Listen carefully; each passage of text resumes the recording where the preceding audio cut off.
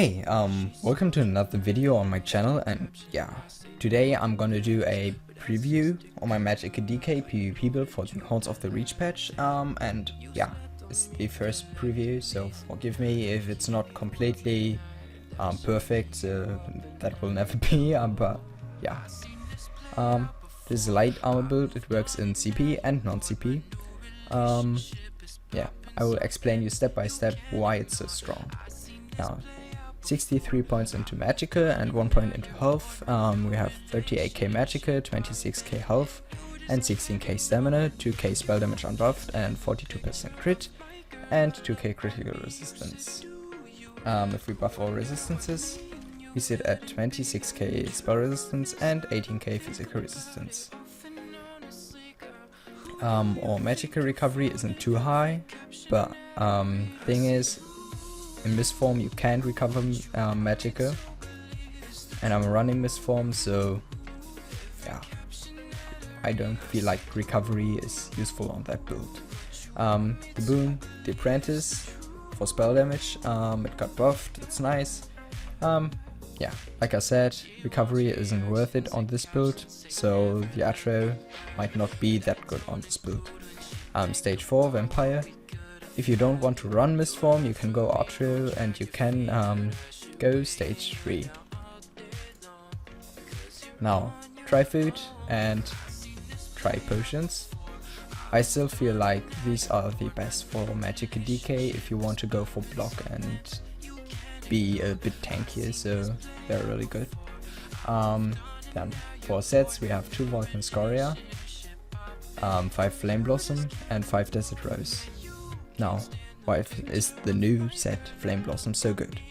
Now, Magicka, spell damage and spell penetration. Really solid 4 piece, but the 5 piece is ridiculous.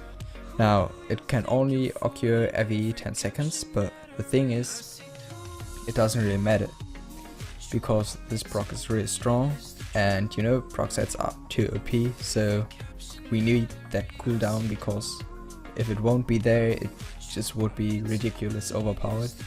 Yeah, a 10% chance to deal damage, and that's 12k flame damage if you have the CP and the Dragonite and Dark Elf passives. Yeah. Now, for glyphs, we have all Magicka enchantments, except for the rope and for the legs. There I have a prismatic enchant, for getting some more health and stamina.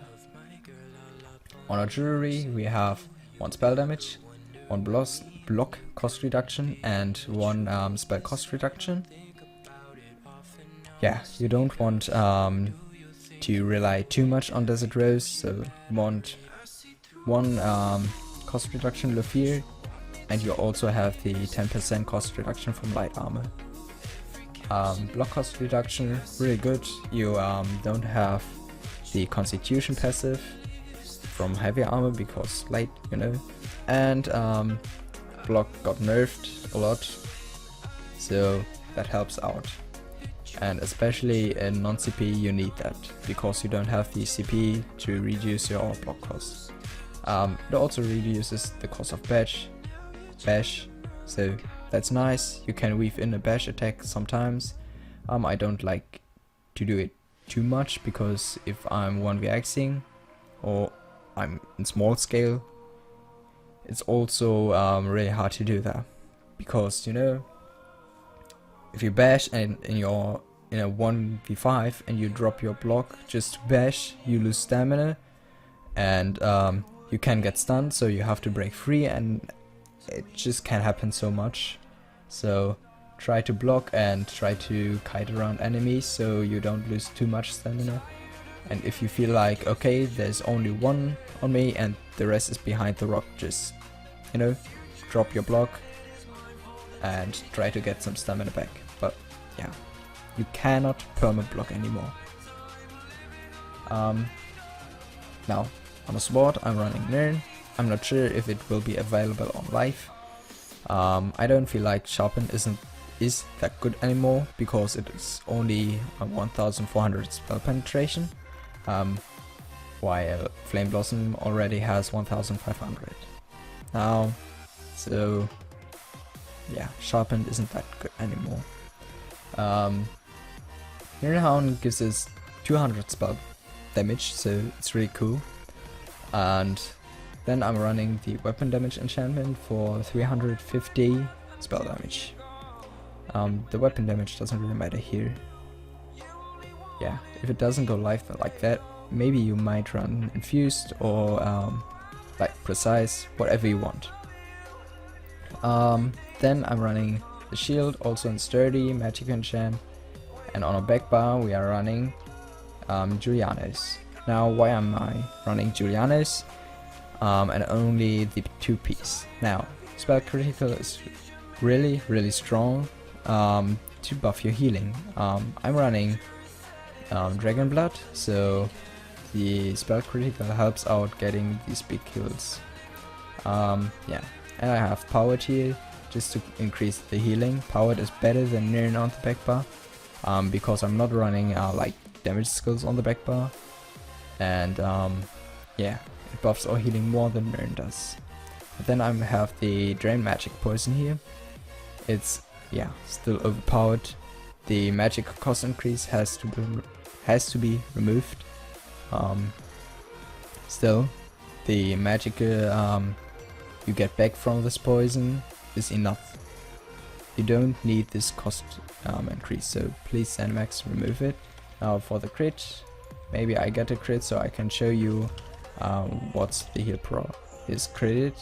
Come on, please. There it is, 8.4k, and that will be even more if your health is going down, because you know, Dragon Blood also scales off your max health. Now, maybe it seemed like my resources are going down really quick, but that is just because Desert Rose doesn't proc, okay? Remember that we are running Desert Rose.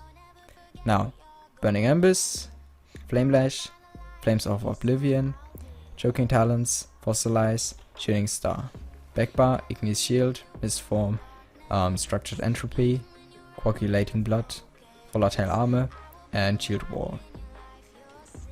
Now, I guess like Embers, Flame Lash, Fossilize, and that shit is clear. Okay, it's always the same. But why am I running Flames of Oblivion? Why did I change to Choking Talons? And yeah, Shield Wall is not morphed and it is not leveled.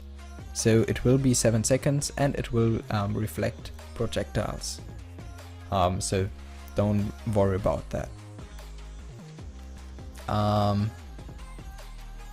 Now, Flames of Oblivion.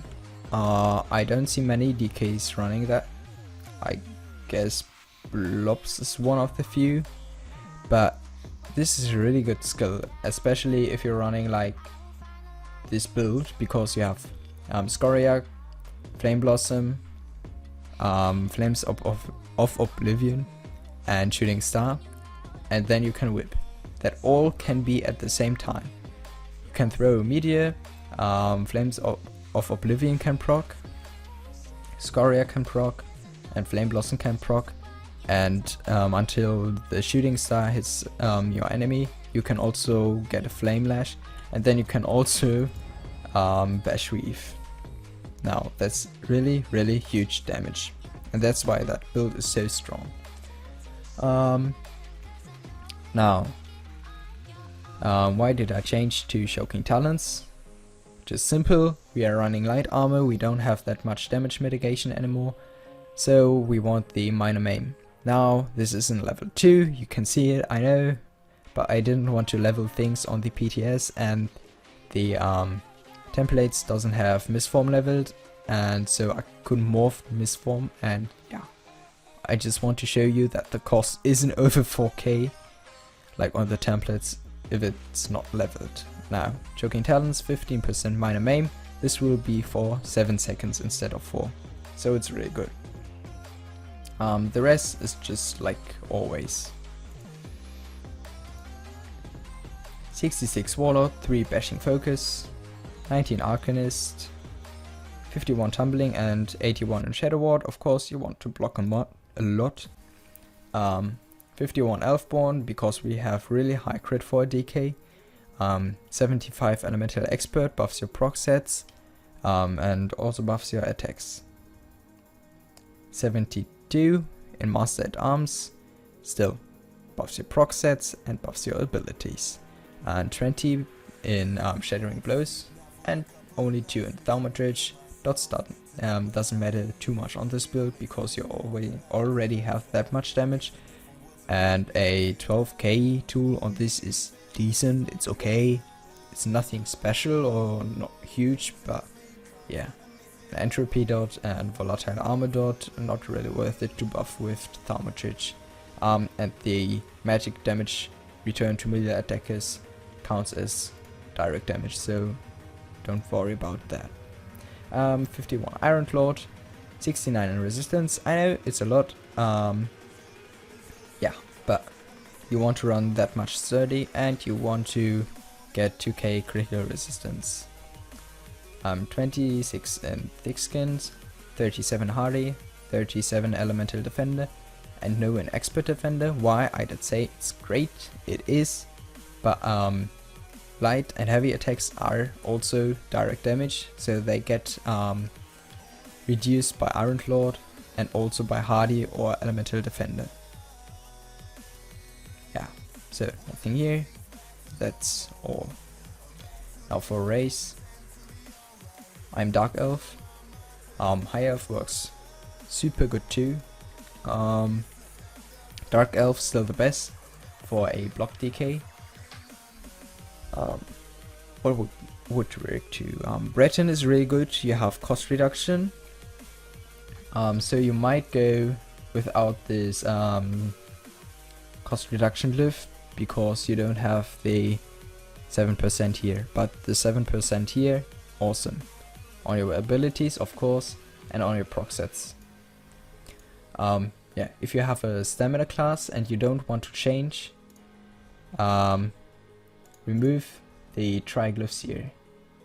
So you have only like 24k health, and yeah, you get the stamina back from your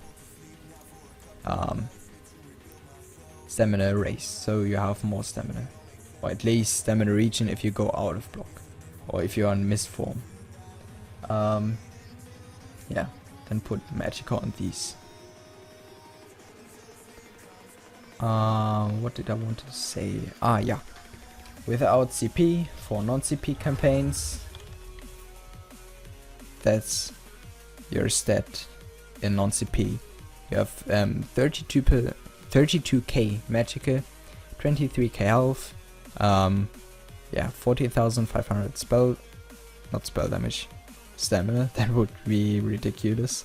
Yeah, and the rest just stays the same, except for critical resistance, it's only 500, but that's okay because you have minor maim and all that shit.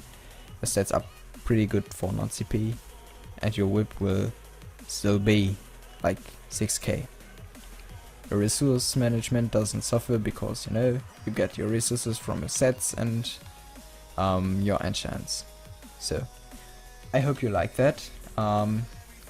If you liked it, leave a like, subscribe for more. Yeah, if things change, or yeah, I will do a final version of this build and I will upload some gameplay if I can get Flame Blossom. You know, RNG hates everyone. Yeah. So leave a like. If you dislike, not my problem. You still watched it, so rip. Why did you watch it so long? Yeah. But if you don't like this build, if you don't want to use it, or if you think Flame Blossom is shit just because of the cooldown, it's your problem. Don't run it. Better for me, better for the rest of the gamers. So yeah, that's it. Hope you liked it and see you soon. Bye.